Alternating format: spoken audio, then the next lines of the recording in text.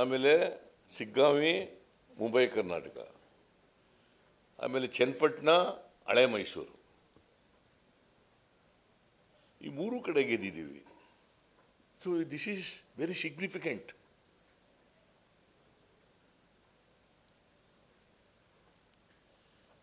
ಇದು ಹಳೆ Mysuru dominated by JDS,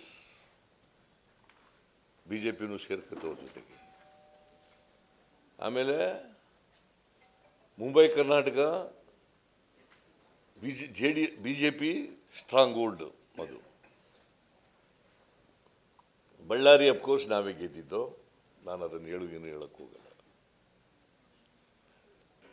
the point is ಅವರಿಬ್ಬರು ಸೇರ್ಕೊಂಡಿದ್ರು ಈ ಸಾರಿ, ಈ ಬೈ ಎಲೆಕ್ಷನ್ನಲ್ಲಿ ಇಬ್ಬರು ಸೇರಿ ನಮ್ಮನ್ನು ವಿರೋಧ ಮಾಡಿದ್ರು.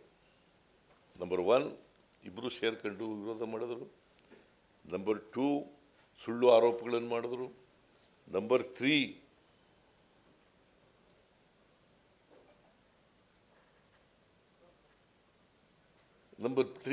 ಅಪಪ್ರಚಾರ ಮಾಡಿದ್ರು,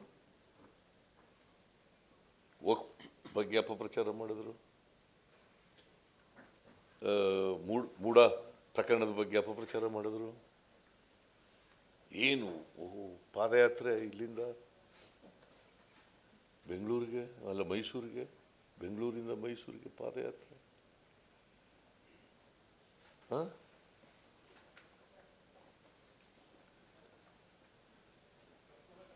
ಏನು ನಾವು ಆಮೇಲೆ ಇದ್ರ ಬಗ್ಗೆ ಗ್ಯಾರಂಟಿ ಯೋಜನೆಗಳ ಬಗ್ಗೆ ಏನು ಅಪಪ್ರಚಾರ ಮಾಡಿದ್ರು.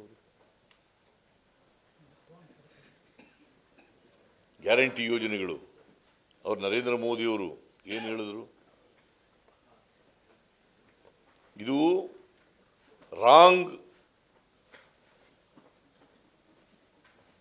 Financial program, it is wrong financial program.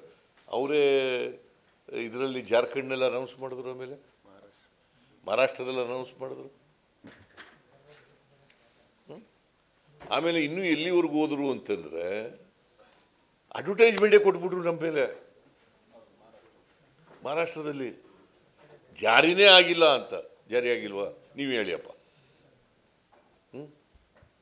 5 ಗ್ಯಾರಂಟಿಗಳು ಜಾರಿ ಆಗಿದ್ದವ ಇಲ್ವಾ? ಜಾರಿನೇ ಮಾಡಿಲ್ಲ ಸಿದ್ದರಾಮಯ್ಯ ಅಂತೇಳಿ ಮಹಾರಾಷ್ಟ್ರ ಗೌರ್ಮೆಂಟು ಅಡ್ವರ್ಟೈಸ್ಮೆಂಟ್. ಅದು ಅಲ್ಲದೆ ಇನ್ನೂ ಒಂದು ಹೇಳಿದ್ರು, 700 ಕೋಟಿ ರೂಪಾಯಿಗಳನ್ನು ಎಕ್ಸೈಸ್ ಡಿಪಾರ್ಟ್ಮೆಂಟ್ನಲ್ಲಿ ಕಲೆಕ್ಟ್ ಮಾಡಿ ಚುನಾವಣೆ ಕೊಟ್ಬಿಟ್ಟವ್ರೆ ಮಹಾರಾಷ್ಟ್ರಕ್ಕೆ. ನಾನು ಹೇಳಿದೆ, ಒಂದೇ ₹1 ಎಕ್ಸೈಸ್ ಡಿಪಾರ್ಟ್ಮೆಂಟ್ನಲ್ಲಿ ಕಲೆಕ್ಟ್ ಮಾಡಿದರೆ I will resign and get out from politics. I will resign and get out, retire from politics. ಇದನ್ನು ಹೇಳಿದವರು ಮಾಡ್ತಾರ?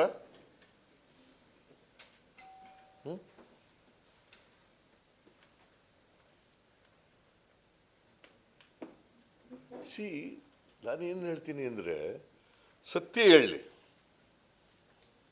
ಸತ್ಯಕ್ಕೆ ಹತ್ತಿರವಾಗಿರೋ ಹೇಳಲಿ, ದ್ವೇಷದ ರಾಜಕಾರಣ ಮಾಡಬಾರ್ದು. ದ್ವೇಷದ ರಾಜಕಾರಣ ಮಾಡಲಿಕ್ಕೋಸ್ಕರವಾಗಿ ಅಪಪ್ರಚಾರ ಮಾಡ್ತಕ್ಕಂಥದ್ದು, ಸುಳ್ಳು ಆರೋಪಗಳನ್ನು ಮಾಡ್ತಕ್ಕಂಥದ್ದು ಮಾಡಬಾರ್ದು.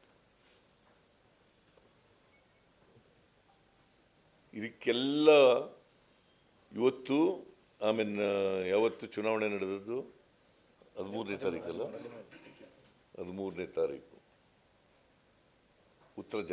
ಈ ರಾಜ್ಯದ ಜನ ಉತ್ತರ ಕೊಟ್ಟಿದ್ದಾರೆ.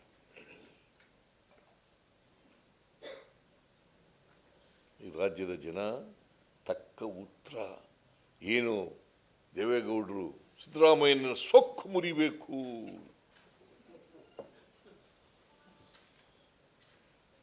ಸಿದ್ದರಾಮಯ್ಯನ ಗರ್ವಭಂಗ ಮಾಡಬೇಕು,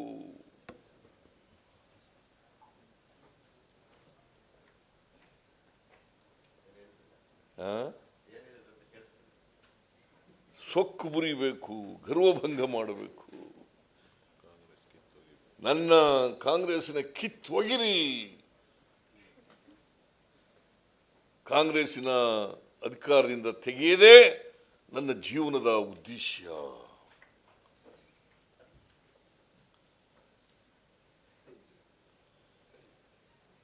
ಮಾಜಿ ಪ್ರಧಾನಮಂತ್ರಿ ಆಗಿದ್ದವರು, ನನಗೆ ಅವ್ರ ಬಗ್ಗೆ ಪಾಪ ಮಾಜಿ ಪ್ರಧಾನಮಂತ್ರಿಗಳು ಈ ಥರ ನನ್ನ ಮೇಲೆ ಎಲ್ಲ ಆರೋಪ ಮಾಡಿದ್ರಲ್ಲ ಅನ್ನೋದು ಸ್ವಲ್ಪ ಬೇಸರ ಆಗಿದೆ. ಸುಳ್ಳು ಆರೋಪಗಳು ಮಾಡಿದ್ರು. ಮಾಜಿ ಪ್ರಧಾನಮಂತ್ರಿ ಆಗಿದ್ದವರು, ಮಾಜಿ ಮುಖ್ಯಮಂತ್ರಿ ಆಗಿದ್ದವರು, ಮತ್ತು ನಾನು ಅವ್ರ ಜೊತೆ ಭಾಳ ವರ್ಷ ಇದ್ದವನು. ಗೊತ್ತಿದ್ದು ಸಿದ್ದರಾಮಯ್ಯನಿಗೆ ಅಹಂಕಾರ, ಸಿದ್ದರಾಮಯ್ಯನ ಗರ್ವಭಂಗ ಮಾಡ್ತೀನಿ, ಸೊಕ್ಕು ಮುರಿತೀನಿ.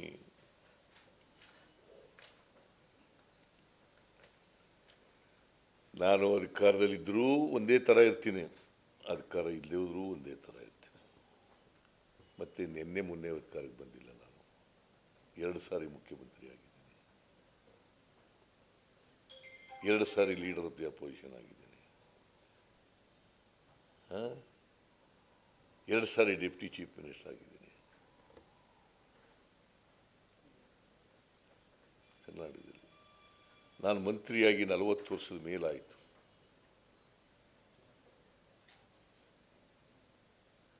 ಸಾವಿರದ 1984 ಆಗಸ್ಟ್ 17ನೇ ತಾರೀಕು ಮಂತ್ರಿ ಆದದ್ದು. ಸೆರಿಕಲ್ಚರ್ ಮಿನಿಸ್ಟರ್ ಆಗಿ ರಾಮಕೃಷ್ಣ ಹೆಗ್ಡೆ ಅವರು ಮಂತ್ರಿ ಮಾಡಿದ್ರು ನನಗೆ 1984 ಆಗಸ್ಟ್ 17.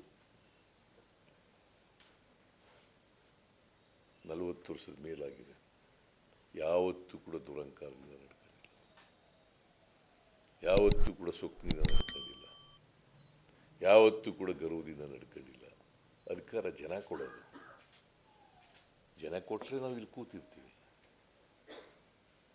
ಜನ ಕೊಡೋಕ್ಕಿಲ್ಲ ಅಂತಂದ್ರೆ ಅಧಿಕಾರದಿಂದ ಕುರ್ಚಿಯಿಂದ ಕೆಳಗೆ ಇಳಿತೀವಿ. ಆಮೇಲೆ ಅಳೋದು ಗುಳೋ ಅಂತ.